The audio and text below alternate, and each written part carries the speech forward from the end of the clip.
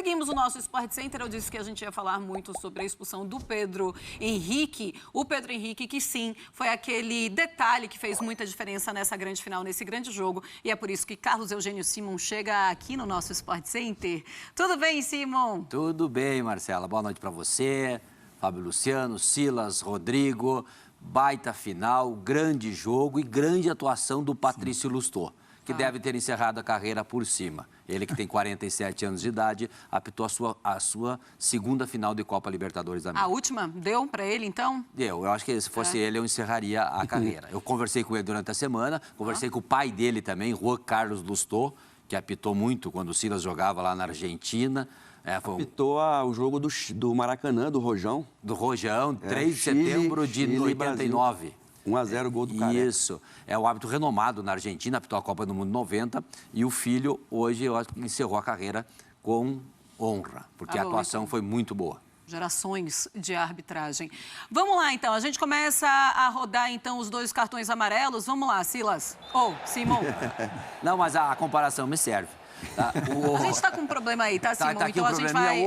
A gente mostra ao vivo. Então tá. Aí o Patrício Lustô. A primeira falta do jogo foi aos 8 minutos, tá? Depois, aos 14 minutos, ele advertiu o Vitor Hugo por 2 faltas no Arrascaeta. Aí ele disse: não vou aceitar mais nada. Vamos se acalmar. Aos 27 minutos, o Pedro Henrique dá uma entrada por trás. Ele chuta a panturrilha do Gabigol. É uma jogada temerária, portanto, uma jogada de cartão amarelo. Eu até falei na transmissão, um cartão amarelo clássico. Essa jogada aí é de cartão amarelo. Portanto, acertou o árbitro, que estava bem posicionado em cima da jogada. Foi o primeiro cartão amarelo do jogo. Né? Eu acho que não tem discussão, porque dá para ver.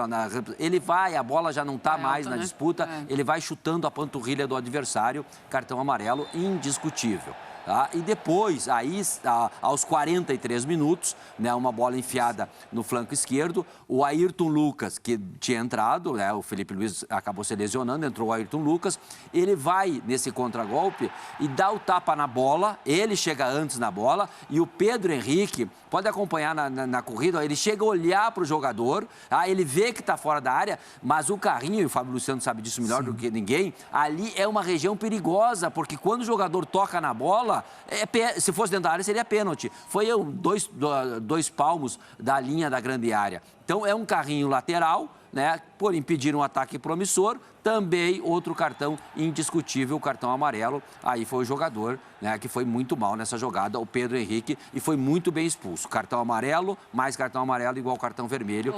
E foi aí a expulsão. Na minha concepção de arbitragem, agiu corretamente o árbitro. O Simon, se fosse no meio-campo, também seria para cartão amarelo, certo?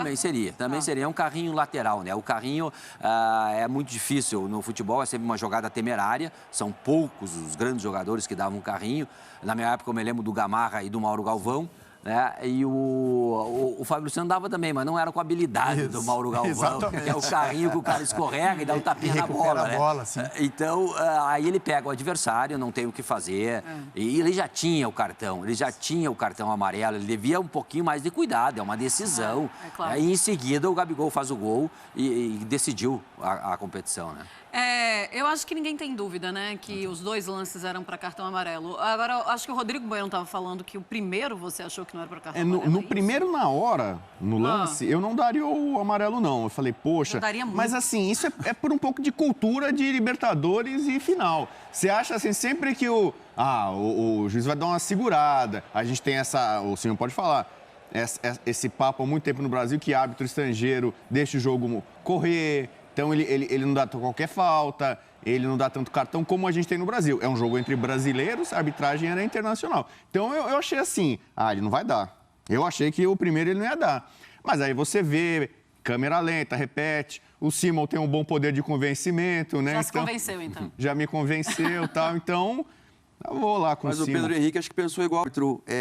Ele é uruguaio? Argentino. Argentino. O Patrício não vai dar um cartão. e vai falar para mim, ó, próxima, cuidado. E aí foi onde ele... Eu acho que ele pode até ter pensado isso, só que na hora que ele foi executar esse pensamento, eu acho que ele passa um pouco do ponto. Porque, assim, não há nenhuma dúvida que é para cartão amarelo esse primeiro lance e o segundo lance também, assim, é impressionante.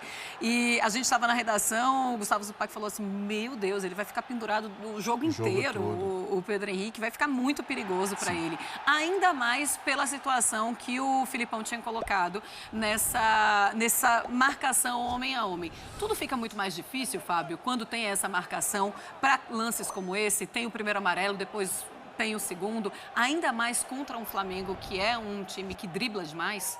Sim, Marcela, assim, com relação às faltas, eu também concordo que eram passíveis de cartão amarelo, tanto o primeiro lance como o segundo, e na minha opinião, como zagueiro, né, como o Simon observou a nossa história toda, desnecessárias pela posição do campo e pelo tamanho do jogo, né? Então, assim, esse primeiro lance do Gabigol, se ele faz uma barreira de proteção, só sem movimentar os pés, automaticamente o Gabigol iria fazer o mesmo movimento que era de passar a bola para um companheiro que estava vindo de frente. Então, um lance desnecessário.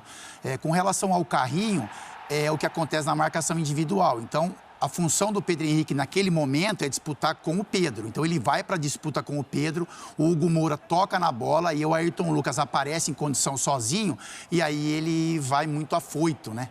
Então, assim, como o Silas falou, se alguém faz uma observação, tem um grito, calma, só para ele se alertar que a força que ele estava indo para a bola era excessiva para aquele tipo de lance, porque o normal desse posicionamento é o quê? É você entender sempre que o lateral, o atacante tem mais velocidade e você tenta se proteger para que a partir daquele momento do domínio o jogador não cruze na área, não tente o drible, mas ele quando ele abaixa a cabeça, e a gente como zagueiro tem um pouco de experiência, quando você aumenta a velocidade, o zagueiro, e abaixa a cabeça, coisa boa não vai acontecer. Caminhão desgovernado. É isso. Então, assim, a gente percebeu o movimento de outros jogadores. Então, assim, Léo Pereira, Davi Luiz, Fernandinho, Thiago Heleno, que também é um jogador mais zagueiro, que a gente fala zagueiro, os movimentos eram sempre de cuidado. Então, assim, eu vou marcar, eu vou me posicionar bem, eu vou me tentar fazer o atacante entender que eu estou próximo, mas não tem lance de muito contato. A gente falava sobre isso sobre o Fernandinho. O Fernandinho, em muitos jogos, ele veio com o pé um pouco mais alto, ele parava a jogada.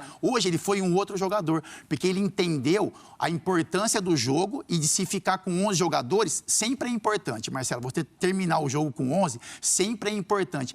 Em um esquema como o Filipão armou, de marcação individual perante todo o campo, isso fica mais chamativo ainda. Então, assim, com certeza o Flamengo poderia vencer o jogo pela qualidade que tem, mas naquele momento a expulsão do Pedro Henrique acabou tornando o jogo com uma outra dinâmica e abriu espaços para o Flamengo. Assim, só para terminar, Marcela, com relação ao raciocínio, a gente sabe que a tendência é crucificar, né? Então, assim, crucificar o jogador, é apontar o dedo na cara, isso vai acontecer. Ele sabe disso, que ele vai ser cobrado por esse lance durante um longo período. Mas o que eu posso dizer é do profissional. Então, assim, ele é um super profissional, ele passou pelo Corinthians também, é um cara de bom ambiente, é um profissional dedicado. Então, a gente entende esse lance, o reflexo que vai ter, mas que o torcedor não coloque muito peso por toda a história que ele construiu no Atlético Paranaense e pelo profissional que com certeza ele é.